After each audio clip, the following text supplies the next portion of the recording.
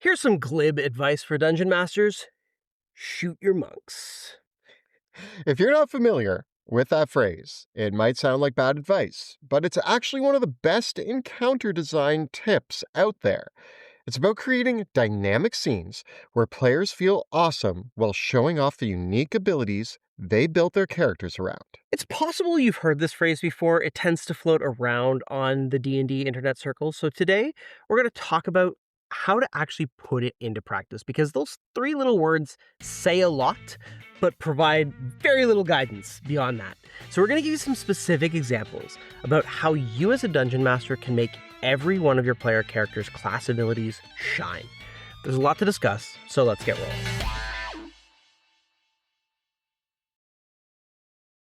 Ever wanted to run a D&D campaign in a dark, gritty city filled with crime, back alley deals, and political intrigue, where the heroes are just as likely to get poisoned as they are to fight a dragon? And maybe one that doesn't quite have all the eldritch horror of Drakkenheim. We know that feeling. That's why we were so excited when our friends over at Beetle and Grimm's, who sponsored this week's episode, allowed us to check out and tell you about their newest book and Kickstarter, Skullduggery. Skullduggery is a 5e urban adventure companion packed with new content for both players and game masters. If you're a player, you're going to love the new city-inspired subclasses we've been seeing, like the College of Poisons Bard, the Cryptblade Rogue, or the Grim Reaper Patron Warlock. And for a touch of flavor, you can choose backgrounds like the Hunted or Chimney Sweep. You'll also get new gear from bladed boots to armored longcoats, perfect for a social gathering where visible armor is frowned upon. Now, all that sounds like great stuff for players to use in any campaign, but GMs, you also get a book with an all-new urban adventure called The Oppression of Blood. It takes characters from 1st to 9th level, and you can use it with any campaign setting. The quests sound incredible. The players are framed for murder, they have to sneak into a guild hall, attend a masquerade ball, and even break into a magical academy. It's got some great bones, whether you run the adventure as a whole, or you want to use bits and pieces to incorporate into your own campaigns. And it wouldn't be Beetle and Grimm's without those amazing immersive elements they're known for. As add-ons for this Kickstarter, you can get custom urban-themed GM screen, epic battle maps, and in-world handouts tied to the adventure. I love the way Beetle and Grimm's puts all of these adventures together. This is a Kickstarter you won't want to miss. It launched on August 26th, but it closes on September 21st, 2025, so you got to move fast to get the books and all the exclusive items. Head on over to the Kickstarter page now to get Skullduggery. The links are right in the description below. Thanks so much to Beetle and Grimm's for sponsoring this week's episode. And now, on to the rest of the episode. Now, we don't know who said shoot your monks first, but it stuck around for good reason. Here's the idea behind it. In D&D 5e, monks have a feature called Deflect Missiles, which lets them catch arrows out of the air and throw them back. It's cinematic, flashy. It's one of my favorite abilities in the game. It's awesome. But only if someone actually is shooting at them. If your encounters never include ranged enemies, if no one fires a bow at the monk or hurls a dart at them, or even a giant throwing a boulder at them, the monk never gets to use this really cool feature. And that's the point. Players build their characters expecting their cool abilities to come up. And as the DM, you have a lot of power in deciding whether these features are useful or not.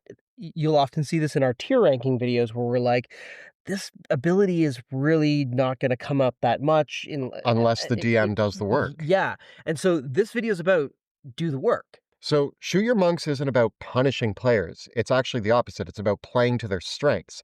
Many of the coolest features in D&D are reactive. They don't just happen automatically. They need the right setup, the right villain, the right scenario. And setting that up is kind of your job as the DM. It's not just about balance.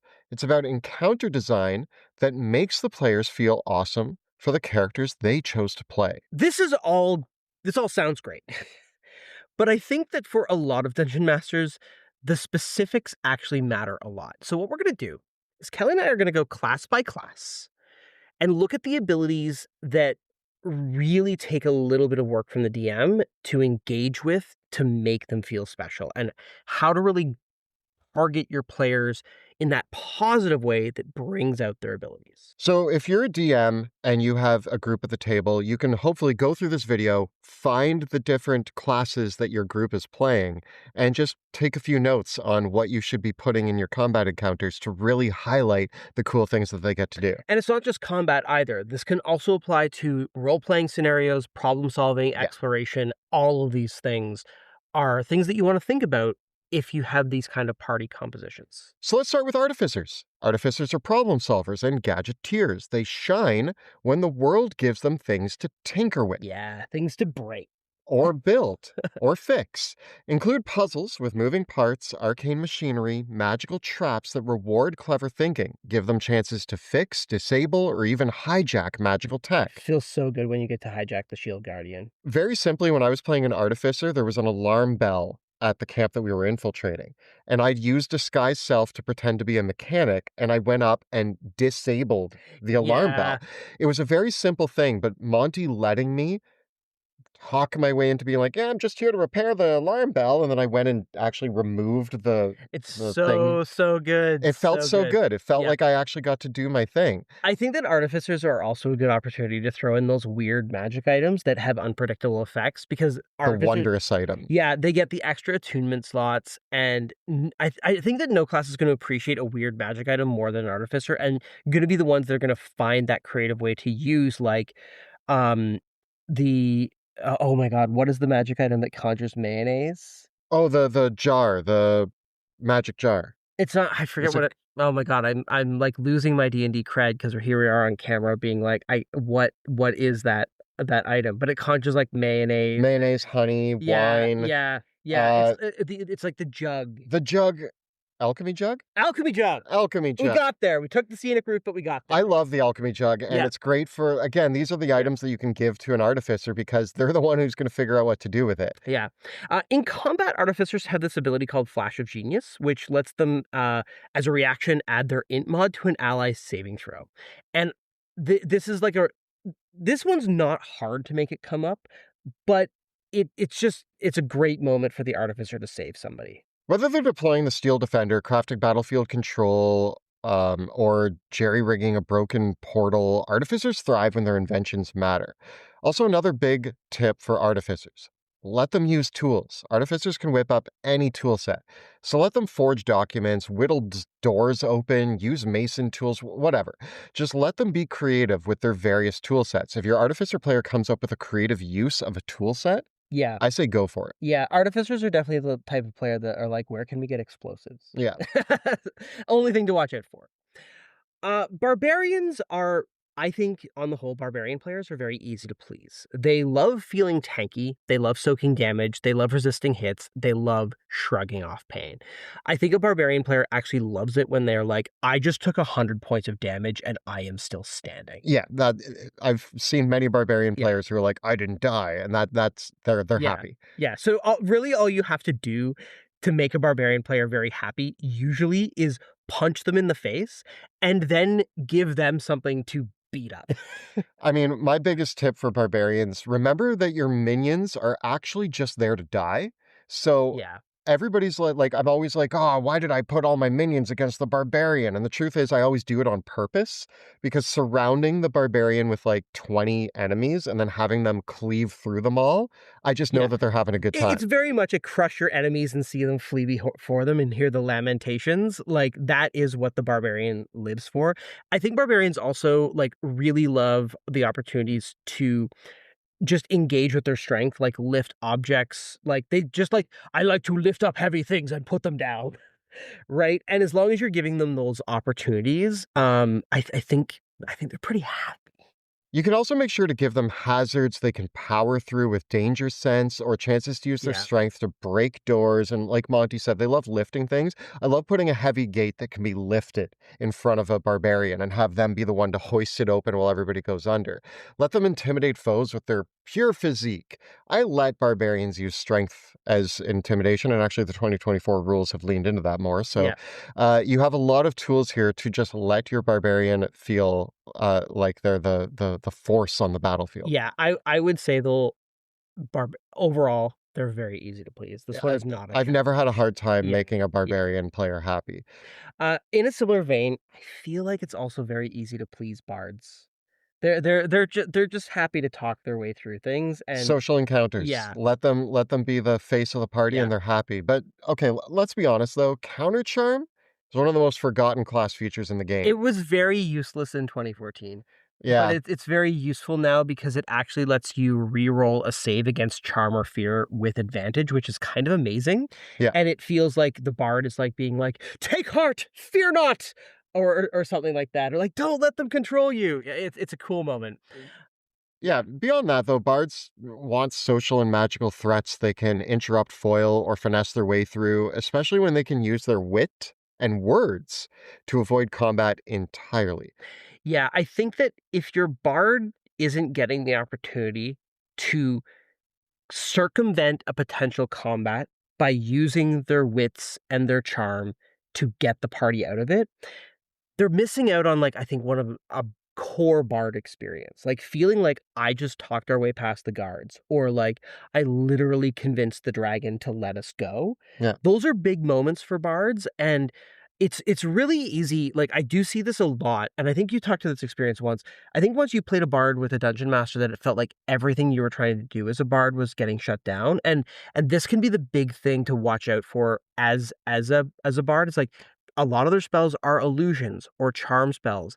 And as a DM, it can feel like these effects are very, very potent, and sometimes like you have to reel them in. And sometimes that's appropriate. Like the bard shouldn't convince the king to give up their kingdom. The suggestion spell shouldn't like immediately give anything they want, but there's a happy medium. Yeah, I will never forget. I had a bard, and we had to sneak into a kingdom to steal something, like into a castle.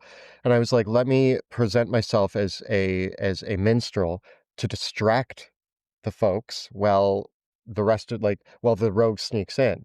And the rogue was just like, "I don't need you to create a distraction. I can do it myself." And the dungeon master was like, "Yeah, that's unnecessary. Let's just let," and I was like, "Okay." And that this sounds like one case, but it was through the whole campaign up until that point. I had presented ideas at almost every turn that would let me use my charisma, that would let me use my charm, that would let me use certain spells that I had. And at every single turn, they were like, "Oh, that doesn't feel necessary right now. We're just going to do X, Y, or Z." And I Yeah, was and like, it's "Okay, like so you didn't get to have a cool moment, no, right? Yeah. Now, one of the biggest cool moments moving on to clerics, yeah." turn undead. Speaking of trivializing an encounter, does it not feel amazing when your cleric uses turn undead and just blasts a bunch of skeletons or zombies to ash? Like, the encounter is done, but Yeah. you as the cleric felt like, yes, this is the power of my god. If you have a cleric in your party, put the horde of skeletons or zombies in front of them. Let them wipe it. Clerics also shine when they can save the day with clutch healing word, a timely banishment, or a last second revivify. These aren't really ones that you need to set up. Be careful with the whole saves the day moments and make sure that they don't come at the expense of another player.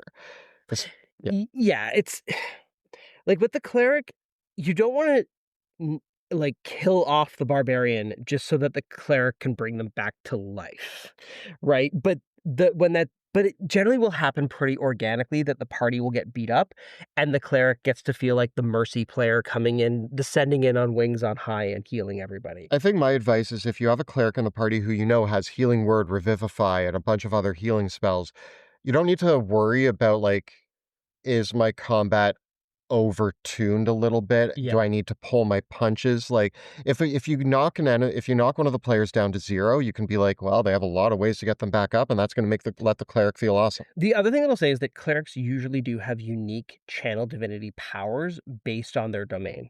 So I do think it is worth looking at, okay, what is the channel divinity power that your cleric chose and giving them an opportunity to do that. I once had a campaign with a nature domain cleric and their ability works on plants. And so that was like a really cool moment for them specifically, Yeah. right? So you do want to also like play into whatever their specific domain stuff is. And speaking about like interacting with plants, the druid. Um, Druids thrive when they get opportunities to interact with nature.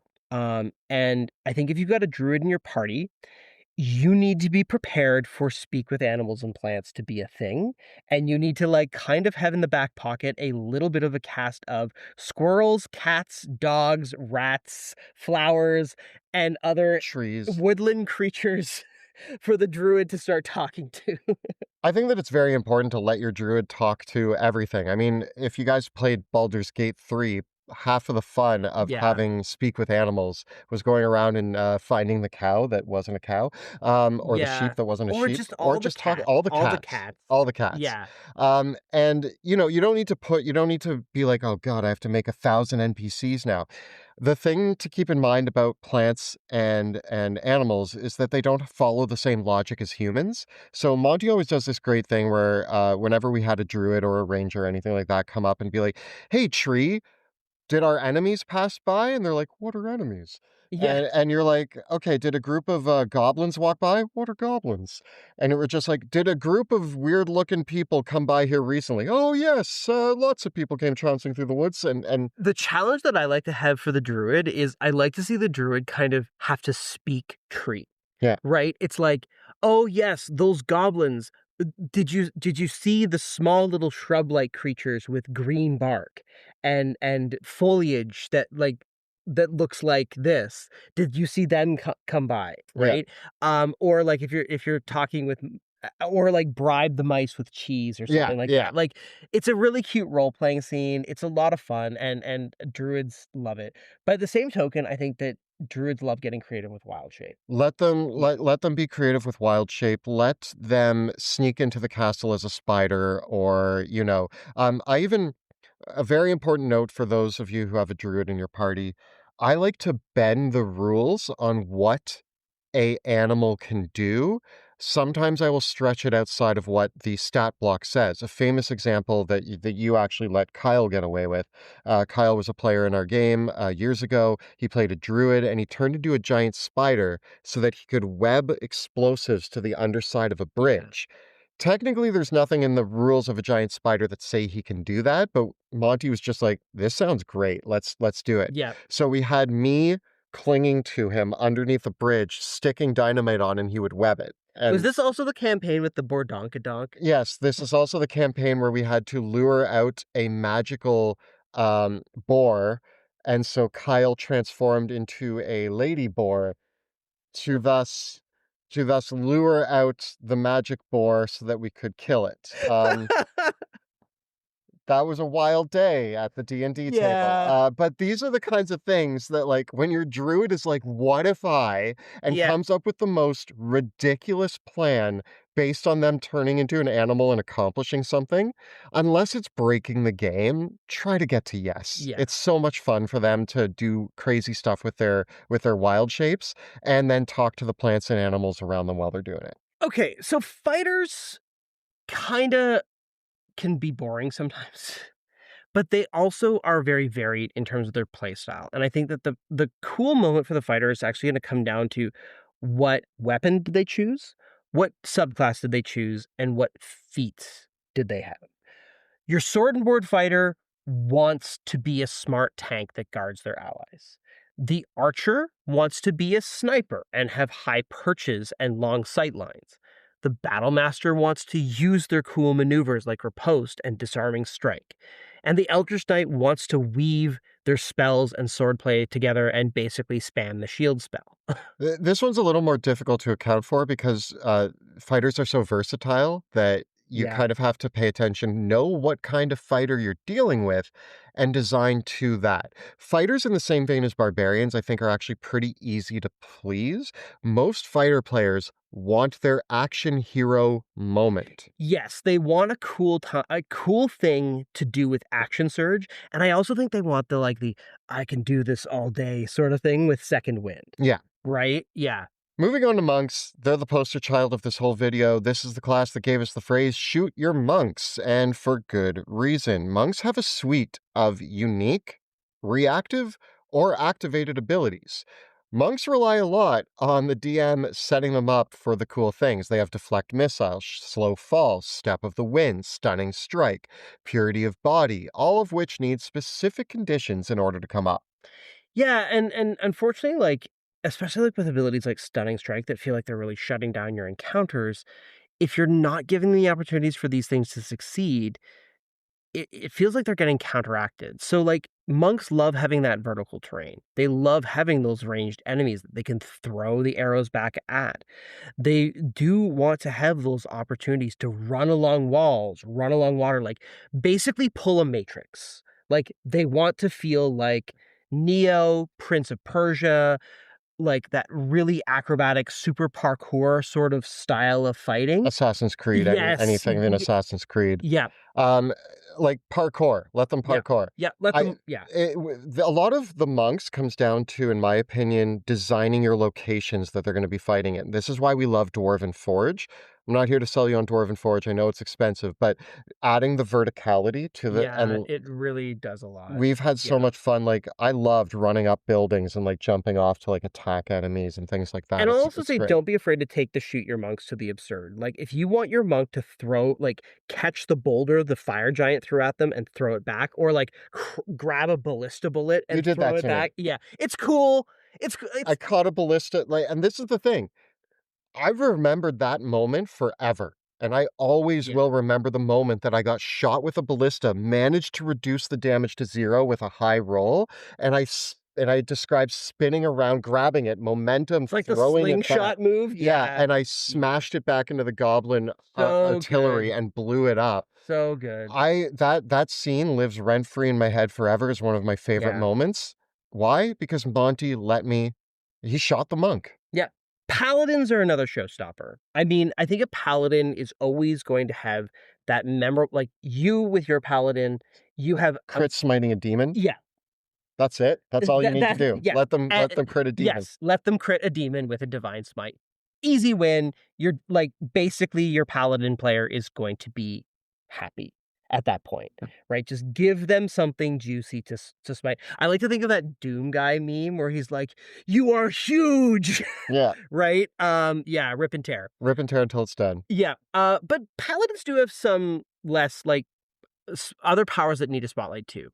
I think that there are paladins that play the more support role, that they really love it when they can like do the lay on hands or the aura of protection, and they feel like they have made their party survive the impossible. It sounds small, but when a paladin player at the table looks at another player and goes, "Hey, don't forget your +5 on that saving throw."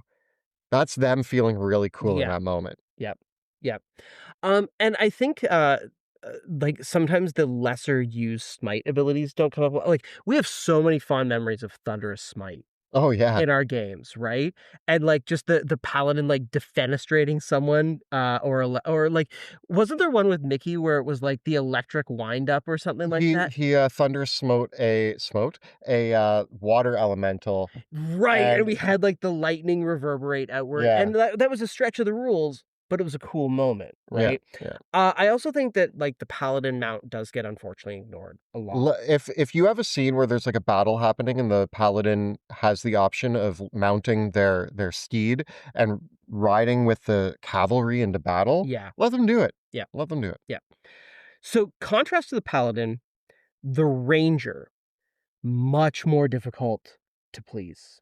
I think, I think. there are some similar tokens, though, to the druid, but I'm gonna stretch that a bit. So, first of all, they can do things that involve plants and animals as well, Yeah. and we should let them do that. So, same notes as the druid there. However, I think that the ranger, let them take point in exploration. Even if the exploration is a bit of a wash, which in a lot of D&D campaigns, that's the unfortunate thing, is it Yeah, is. it's hard to run good exploration in D&D. But if you're the DM, put it on your ranger. You might be running an exploration scene. Ask the ranger at the table, what do you do to help navigate? What do you do to find the trail? I What feel do you like do to forage for good? everyone wants for the ranger to feel like that scene from The Two Towers where Aragorn's like, "A hobbit laid here, and then another," and then, like, does, like, the piecing together of the Yeah, trail, like, that feels really and it's very hard to replicate that in D&D. I don't think there's anything wrong with you as a DM. Instead of saying, do any of you want to investigate the scene? Point it to the ranger. Be like, You have a good lay of what the ground looks like here. Do you want to investigate to see if you can Yeah. surmise anything? Do you want to roll perception? See what their skills are and what their abilities are that they're good at, and ask them point blank to be the Aragorn in the situation. One way that you could run that would actually be through note passing, where what you do is the ranger does make their skill check to examine the scene, but instead of narrating to the ranger what they find, pass them a note with a summary of what they find and let them tell the party, Right.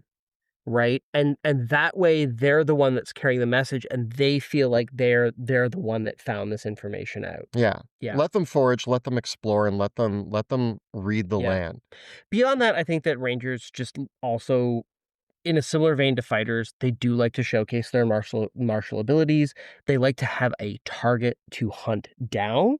And I think if you've got a Beastmaster Ranger, they also like the tandem strike. They like to feel like they're a team, like they like that bond. I also say if your ranger throws down like spike growth, don't be like, well, got to avoid that area. Have a few enemies trounce through it. Yeah, Just let the ranger be like, oh yeah, you trounce through yeah. those Have them spikes. fall for the spell. Yeah. Yeah, As we come to the rogue, beyond their combat features, there are several. They have evasion and uncanny dodge, which are both really great features that they have. Rogues thrive, though, on skill checks. This is something that I've learned now playing a rogue to 20th level, is actually combat isn't where the rogue shines the most.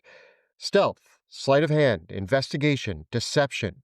These are their core moments. I've never felt cooler than when Monty asked me for a skill check and I get to be like, dude, I can't roll lower than a 20. yeah. And you're like, okay. And that might sound, oh, that sucks for the DM. It doesn't suck for the DM. No, it's really cool. Monty doesn't realize, like, I feel so cool being able to be like, hey, Monty, you want me to make that perception check? Well, guess what, buddy? Or the Uh, casual, like getting a DC 30 persuasion. yeah. Yeah, and the rogue likes to feel like they can succeed where no one else can, and ideally, they get to look cool doing it. And of course, this goes without saying, remember that the rogue's damage dealing is based around landing sneak attack every turn, right? It's what the class is built around, and having cool moments to land that sneak attack and do that big damage are really important for the rogue and something that you really want to highlight rather than try to work against. Yeah. So play into sneak attack and let them get the 25 on perception because Yeah. trust me, it feels awesome to say I can't get lower than a 25 on perception. That's Yep. thanks to reliable talent, which comes online later. But once they have it, let them have fun with Yeah, it. and especially where you can blend it together is when the rogue does like the classic scene is like having a combat encounter where like the room is filling with water or lava or something, so like there's a trap to disarm while a combat encounter is happening. Depending on your rogue player, that can be really cool or really frustrating. So just know your player a little bit because some rogues love having an environmental thing to engage with while a combat is happening, but other rogue players don't want to miss out on the opportunity to stab people. We're going to kind of lump Sorcerer, Warlock, and Wizard together here, and that's for a very specific Yeah. reason. Yes, they all have unique features and abilities that you should play into. But I think the biggest thing with all three is understanding their spell list, because a lot of this comes down to spell selection and the scenarios that make those spells feel vital. All three love the power fantasy of a perfect counterspell, shutting down the enemy mage's trump card. So the moment that the enemy mage is about to lay down their biggest spell, you do this on purpose knowing that they're going to try to counterspell it, and that's really exciting for the players. And I think that all of them love the opportunity to showcase their relationship with magic. I think that for sorcerers love it when NPCs react to their source of magic, being like, "Oh, you're weird. You've got like dragon scales all over your body." Warlocks, obviously, they love interacting with their patrons. We've done a whole video about this. Um, being having those opportunities too, and wizards love to spout lore. They They like love feeling smart. they love feeling smart. There's a little bit of a blend for the wizard of the combination of the artificer and the rogue, in that I think wizards really like the opportunities to be like the magical detective or share their knowledge in a very specific way. And with all three of these classes, although less so with sorcerers, I think that you can also get really cool interactions with their familiars. Yeah, Yeah. yeah, a lot of them will have familiars, and having those interactions is great, and, besides the big flashy spells that blow people up, or if you're knocking people around with Eldritch Blast, you also wanna pay attention to the less big spells that they've chosen. So if they've taken suggestion or detect thoughts or divination spells, if they have detect thoughts, give them NPCs that they can use it on. If they have divination, give them enemies that they can Yeah. divine. There are a lot of really cool spells that you should let them use if they have them. I am always afraid as a spellcaster of choosing a spell and it never coming up. I'm gonna use this one as an example. I love the spell Pass Wall, but I almost never ever take it because I have a Yeah. hard time. Like, I love the concept of it. And And then you get that time, like, when Jill took Arcane Lock and used it to shut and down and an an entire entire combat account. encounter. Yeah, and I think that that's one of the things with all the spellcasters that you have to kind of accept, is that many spells in D&D are encounter ending, and so sometimes it's worth leaning into that. Like, you know what? Give the Blaster Evoker Wizard the opportunity to just blow up all the goblins with a fireball. It's so fun. It is fun, and you and getting that experience early, it's not like you wanna make every encounter like that, and certainly, you wanna make sure that you balance it out with the rest of the players at the table. But just like the cleric gets the moment to blow away all these zombies, fireballing all the goblins is a great moment for the wizard, or being able to trap them all in a hypnotic pattern or a wall of force or force cage. Like, having like, one of the things that I like to do as a DM is be like, "Okay, what is gonna be my warm-up encounter where I'm just gonna let the players trounce this encounters and feel like badasses, showcase their cool abilities, and get into the mood of D&D by just being awesome." And I think with spellcasters, that's the thing. It's like you need to worry less about them trouncing the encounter with a single spell, because the reality of it is that trouncing an encounter with a single spell is a lot of fun. Unfortunately, something that we found is that many DMs actually resist this idea. They worry that building encounters around player abilities actually just makes things too easy. And as Monty just said, it's actually a lot of fun. And we as DMs aren't here. We are here to set a challenge for the players. That's true. But as DMs, our job is to lose. Yeah. That's the fact of it. Yeah, it's kinda like your enemy, you ultimately, the players will overcome, right? And so, if you're worried that the monk's gonna deflect arrows, the rogue's gonna dodge explosions, the paladin protects everyone, the cleric vaporizes everything, the wizard shuts everything down, like, won't that just shut down my monsters? And yeah, that's the fun part. Yeah, letting players counter your monsters doesn't cheapen the game. That actually is the game. That's the whole game is your players countering your monsters. And unfortunately, we see the reverse too often. DMs that try to counter the players, enemies that shut down abilities, that nullify spells with immunities, that ignore class strengths, that really set up like the unfair encounter. And you have to be really careful with that, because there's a point where it's no longer challenging. It's just frustrating and maddening for the players, and it isn't fun. The trick isn't denying those cool abilities, it's making use of them as part of the challenge. Yeah. Design your encounters where the players need to clue in that one of their abilities is actually the key to winning this encounter. I've actually played at a table where I had a swarm of undead that would easily wipe out my players, and I had a cleric at the table, and it took them 3 rounds to be like, "Oh, Yeah. oh, I can use turn undead," and then the combat encounter was over, Yeah. and they were like, "How are we gonna Yeah, win because this?" sometimes the players don't clue in right away that they actually have the answer on their character sheet or right in front of them, Yeah, right? And so that's kind of the one thing to like, it's like there's that saying that, like, no plan survives contact with the players, but, like, you kind of also have to never underestimate how clueless your players can be sometimes. yeah. And so Sometimes the answer to an interesting combat encounter is playing directly into your player's and that's strengths. a naturally dramatic moment Yeah. too, right? Like, you can't force that to happen. You're not It doesn't spoil the game, it actually creates a wonderful pacing.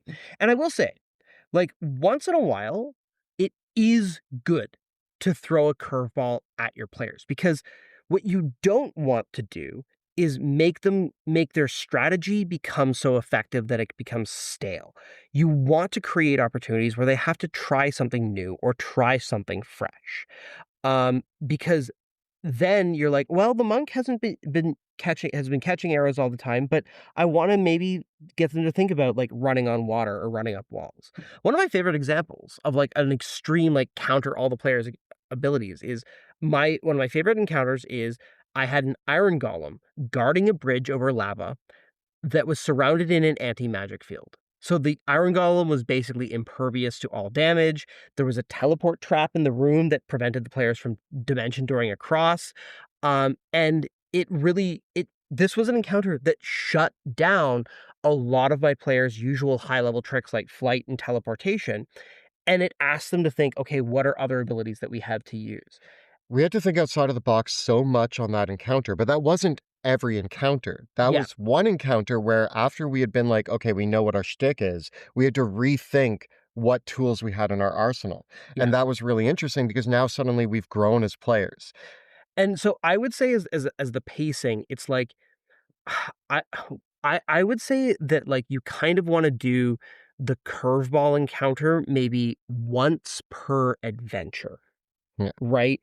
And I would even say that, like, having if you're a group that you usually have, like, more than one combat encounter per session, I think it's totally fair to have, like, one kinda steamroll-y combat encounter where the player characters just get to feel awesome as part of every game session, right? And I would especially say that, like, pairing the steamroll with the curveball is a really good way Yeah.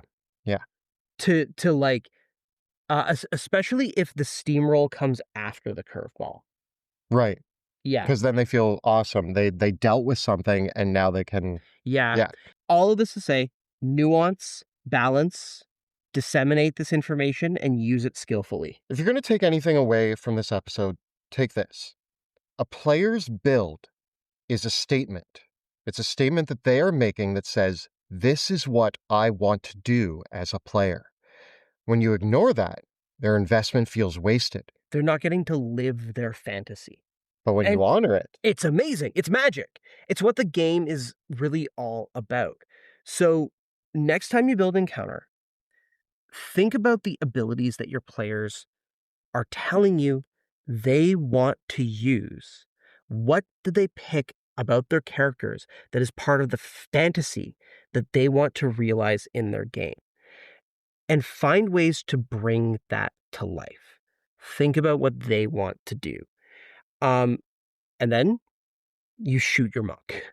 Because in that moment, when they catch it and throw it back and they take out the sniper, that amazing moment is the memorable moments that we're playing this game for.